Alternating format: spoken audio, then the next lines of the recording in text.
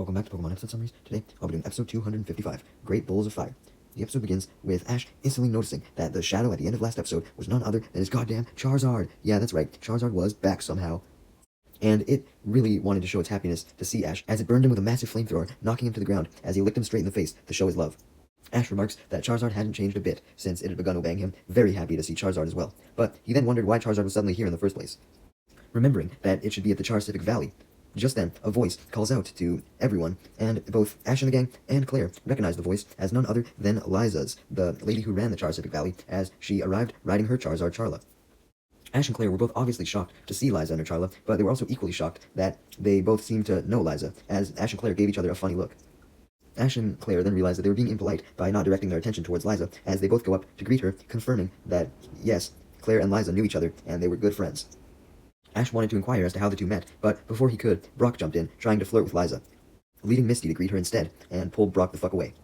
With Brock dealt with, Ash finally got the opportunity to ask his question, also asking why the fuck Liza was even here to begin with, even if she did know Claire, leading Liza to confirm that her and Claire were childhood friends, and Liza would bring Charizard from the Charcific Valley to the Dragon Holy Land here to train, to make them stronger, knowing that the area could definitely improve any Charizard's skills. Claire then greeted Ash's Charizard, revealing that she knew it before as well, with Claire explaining that Ash's Charizard had come to the Dragon Holy Land to train multiple times, but Claire of course didn't know that Ash was his trainer.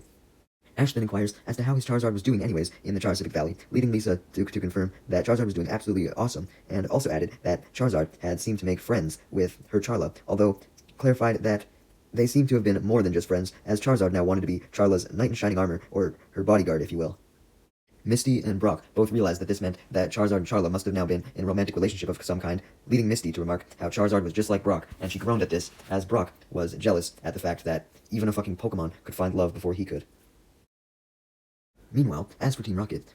continuing off at the end of last episode, they were still being carried away by the Dragonite, and they were very uncomfortable as the Dragonite was going very fast, too fast for Team Rocket. They were obviously scared that they would fall to their death or some shit because they were going so fast, but they soon got a bit less nervous, as the Dragonite held onto them tightly, sensing their nervousness, assuring them that it wouldn't let them fall.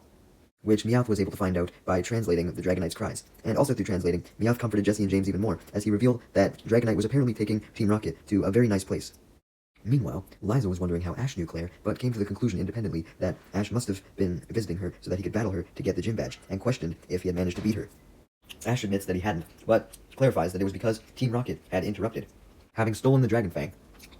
and escaped into the Dragon Holy Land, and tricked Dragonite, the guardian of the Holy Land, into helping them out. Essentially, Ash just gave Liza a very brief explanation of everything that happened, and upon hearing this explanation, Liza agreed to help Ash and the gang and Claire and Kaburagi track down Team Rocket, so that the Dragon Fang could be saved and Team Rocket couldn't try to do anything to the Dragonite. Charla and Charizard obviously agreed to help as well. With everyone prepared, they knew that they should head off to find Team Rocket as soon as possible before things could get ugly, so they proceeded to travel across the field using balloons that were pulled by Charla and Charizard, with Ash, Misty, and Brock on one balloon, and Liza, Claire, and Kaburagi on the other balloon. Now, where did these balloons come from, you may ask? Well, just assume that Liza happened to have them because they were from the Charcific Valley, alright? Who cares about the balloons, man? What Ash and the gang cared about currently was looking at the beautiful view from up in the sky of the Holy Dragonland, everyone agreeing that it was immensely beautiful, especially the flower petals that floated in the air. This led Claire to state her theory as to why the Holy Dragonland was so beautiful, believing that maybe all of the dragons that were watching over the other dragon Pokemon up in the sky had blessed this place with their powers to give it eternal beauty or some shit. Everyone eventually stopped talking about how beautiful the Holy Dragonland was, since they all had something else on their minds that was preventing them from fully immersing themselves in the beauty, being the question of why the Dragonite that was meant to be the guardian of the Holy Land was helping Team Rocket. Well, everyone except Kaburagi was wondering this. Kaburagi was actually offended because he had explained his theory as to why Dragonite was working with Team Rocket before, and he tried to explain it again, but Brock first stated a wrong suggestion that Team Rocket essentially blackmailed the Dragonite by threatening to destroy the Dragon Fang if Dragonite didn't obey them. Claire shut down Brock's wrong suggestion, though, doubting that a Pokemon as intelligent and powerful as the caretaker of the Holy Dragonland would fall for such an obvious ruse. With Brock's suggestion finally being shut down, this finally gave Kaburagi the opportunity to remind Ash and the gang, and Claire, and I guess at least tell Liza for the first time, the story behind the Dragonite, adding new details as well, explaining that it belonged to the first Blackthorn gym leader, and they were very close friends, both living in the Holy Dragonland and doing their absolute best to protect it. Adding that they always sat together to watch the petals fly by in the wind as well, also wondering if the petals were caused by dragon Pokemon. As Kaburagi had stated earlier, though, the first Blackthorn gym leader obviously died long ago, leaving Dragonite alone for a long time, but it still felt the need to keep the Holy Dragonland safe, even after he passed away, and still sat in the same spot where it and its trainer would watch the petals fly by, though it was now extremely lonely. Kaburagi then finished the story by reminding Ash and the gang that Dragonite had likely joined Team Rocket because it was lonely and would take any humans at that point. Meanwhile, back with Team Rocket, Dragonite had finally dropped them off at the supposed nice place, although Jessie and James or Meowth couldn't focus on if the place was truly nice or not, as they were too tired and hungry from the traumatic flying experience and just wanted to lay there and rest. Wobbuffet then forcibly pops out of his Pokeball and tries to cheer Jessie up a little bit, pointing to the fact that Dragonite had brought them all to a lake, but Jessie was still bitchy as fuck, and proceeded to get even more bitchy, as she thought that Dragonite had abandoned them, as she noticed that Dragonite was gone. However, Dragonite was then revealed to simply have been out gathering food, as it returned and set a huge pile of apples in front of Team Rocket, as they began to chow down, crying their eyes out in happiness at finally having some goddamn food. They then got extra happy, as Meowth translated the Dragonite, telling them to eat as long as they wanted, promising that no one would try and harm them now, still obviously thinking that Ash and the gang were the bad guys, and that it was doing his duty to protect Team Rocket. Team Rocket cried happiness even more now, praising Dragonite, although they paused crying momentarily as they began to wonder why Dragonite was being so nice to them without any further blackmail or anything like that whatsoever, but they soon shrugged this off, not knowing that the answer was simply because the Dragonite wanted a friend since it was lonely, as they now had a different question, being where the fuck Dragonite had even took them specifically. Yeah, it took them by a lake, but where was this lake? They look around the area for a bit, and soon find what appeared to be a temple by the lake. Team Rocket and Dragonite walked up to the temple to get a better look at it, as Dragonite explained what it was. It was a temple with a vault inside, with the vault containing something called the Holy Flame. This gave Team Rocket the idea to go into this vault and steal whatever the fuck this Holy Flame was, as well as whatever other potential goods could be stored inside, thinking that there had to have been more than just a flame in a vault. Meanwhile, as the Charizards were pulling the balloon still, they passed by the same lake that Team Rocket was at, and Misty questioned what was significant about this lake, as she also saw the temple there, and assumed that it had to have some importance. This led Kaburagi to start crying his eyes out, worried that Dragonite, believing that Team Rocket were its trustworthy new friends, might have decided to take Team Rocket into the temple, and noted that would be very disastrous. Ash questioned Kaburagi on what was so significant about this temple in the first place, leading Kaburagi to reveal that it was known as the Dragon Shrine, and explained that the lake used to be a secret place known only to all the dragons. That was until some humans came by and found out about the place, and thought of Pokemon as extremely strange at the time, not being friends with them yet, which shows how far back this was, so they tried to isolate the dragon Pokemon away from them at the lake, in fear of them. So essentially, the humans got the rest of the area, and the dragons got the lake. However, there was eventually a group of humans who wanted to be friends with the dragon Pokemon, so they decided to join the dragon Pokemon at the lake, and they decided to build the Dragon Shrine there, which had a holy flame inside, with both the shrine and the flame, symbolizing the new connection that this group of humans had with the dragon Pokemon. The flame also had an alternative name, being the Prayer Flame, as humans and the dragons would continuously pray to it to hope that the connection between humans and Pokemon would last forever. And thankfully, the connection had remained even 500 years after the shrine was built and the flame was lit. Kaburagi then clarified that the flame having the name the Holy Flame wasn't only just to symbolize the harmony and hope between humans and Pokemon, but also to symbolize the fact that the flame had burned for 500 years at this point, as that was almost as old as some holy spirits, according to some people. While Kaburagi was doing his little rant, Team Rocket were being watched by several Pokemon in the area, such as a Furret and Sentret, as the Dragonite was now sleeping, and they tried to sneak past it to go into the vault without them knowing, figuring that Dragonite likely wouldn't approve of Team Rocket wanting to steal all of its valuables, and would be protective over the valuables just as it was the Dragon Fang.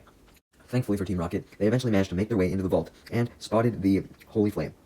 and admiring it for a long while, until Jessie suggests that they should put out the fire and simply take the bowl that the fire was in, as it was made out of solid gold, and they could get enough money by just selling the solid gold without risking burning themselves. However, Meowth and James were against this idea, as they thought that the flame would absolutely be worth a lot more if people knew the history behind the flame, and they bought it because of that, having heard a brief explanation of the flame from Dragonite. Wanting to make sure that Jessie and Meowth didn't put out the flame like they wanted, he decided to instantly take charge, as he put on some gloves, hoping to protect his hands when he went to pick up the burning flame, but unfortunately his gloves weren't strong enough, as they caught on fire. James remarks that his protective gloves were not nearly protective enough, as he screams in pain at his hands burning, and while in shock, throws the flame that he had retrieved outside of the shrine and onto the field, as Jessie and Meowth scolded James for his clumsiness,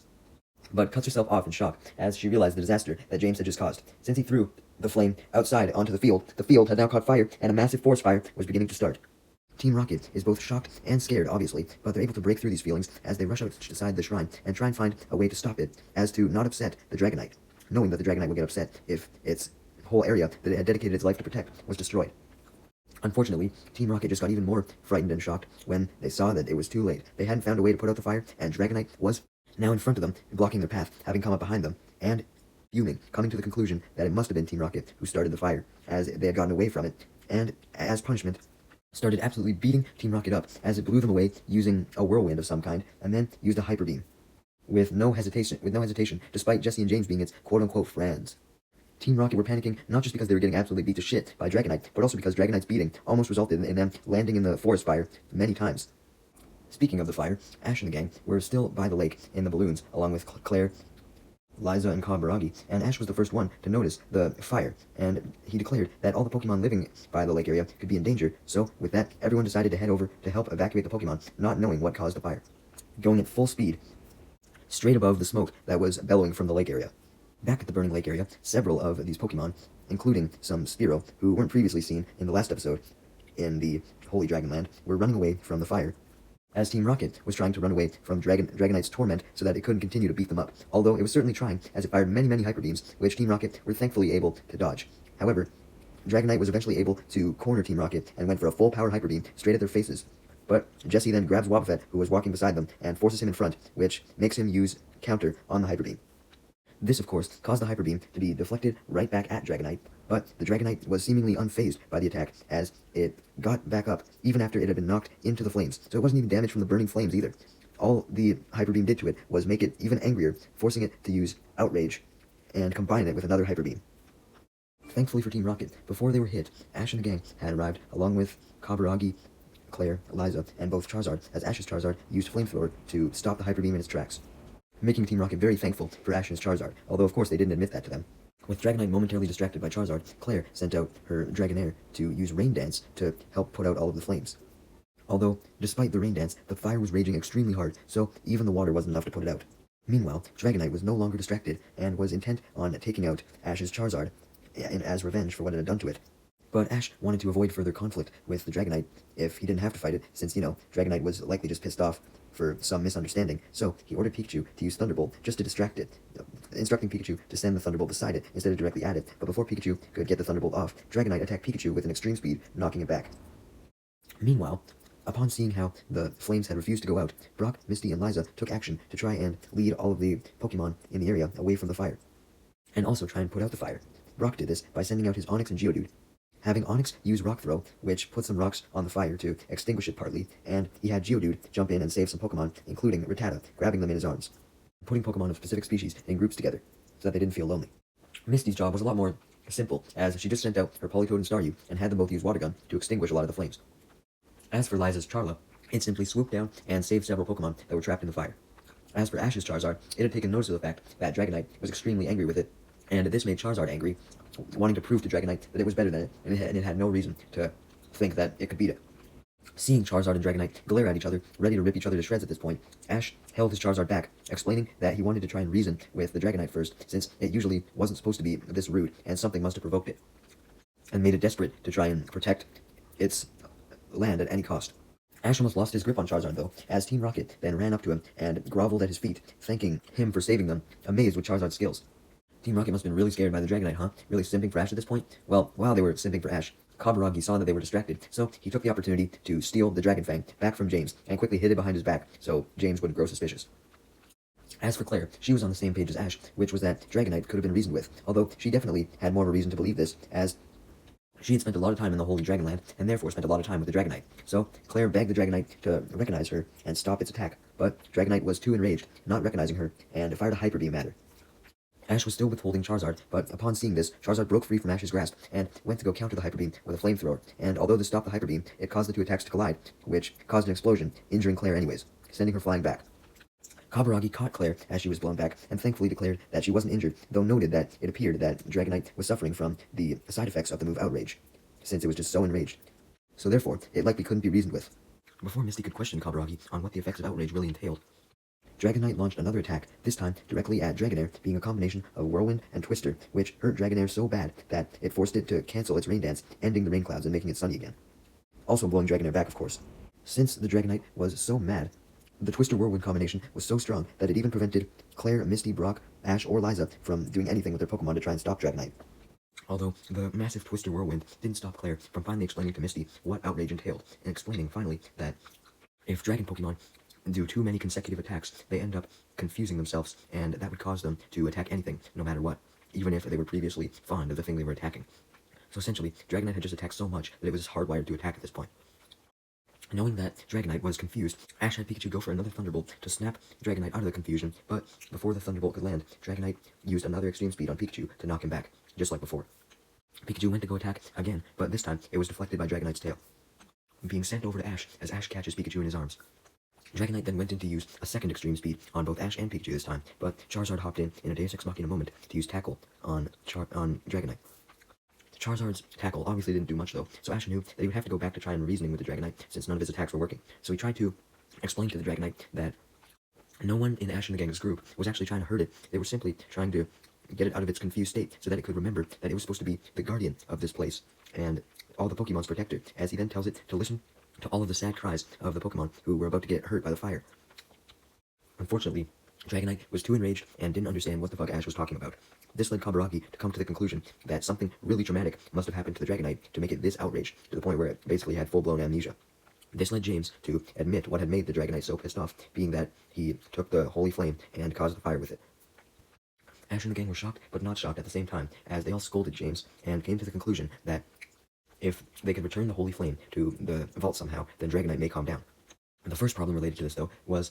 that the temple where the holy flame was supposed to go was now burning down to the ground, so Misty had her Politoed use Water Gun to put out the fire first. With the flames now put out around the temple, Claire orders Kaburagi to go there and find a way to restore the holy flame, while she and Ash and the gang would try and stop the Dragonite's rampage. Ash and Charizard were already doing this, as Dragonite tried to fire a Hyper Beam at Ash, but Charizard jumped in and countered it with a flamethrower. It then was able to use another flamethrower to knock Dragonite into the lake. Ash momentarily celebrated, thinking that that strong attack had to have been enough to snap Dragonite out of its confusion, but Dragonite simply got out of the lake more mad than it had ever been, as it went to go use another Hyper Beam, flying past Charizard and straight towards Ash. Ash panicked, but just then, Claire's Dragonair came in at the last second and used a combination of Protect and Safeguard to shield Ash.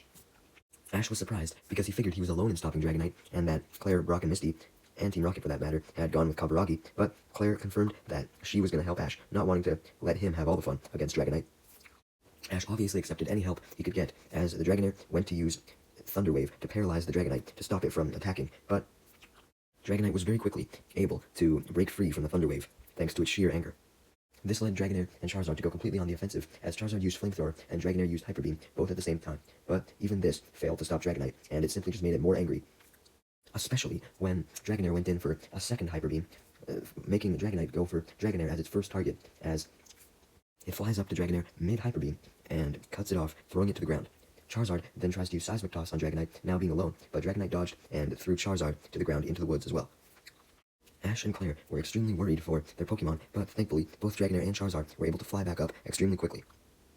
Even so, Claire knew that no single attack was going to work, since powerful ones like Flamethrower or Hyper Beam couldn't even do anything, so she managed to come up with a new idea to try and snap Dragonite out of its confusion, but added that she would need Pikachu's help to do so, and instructed Ash to try and get Dragonite to be still for a moment, so that Pikachu could strike with Thunderbolt and try and knock it out of its senses.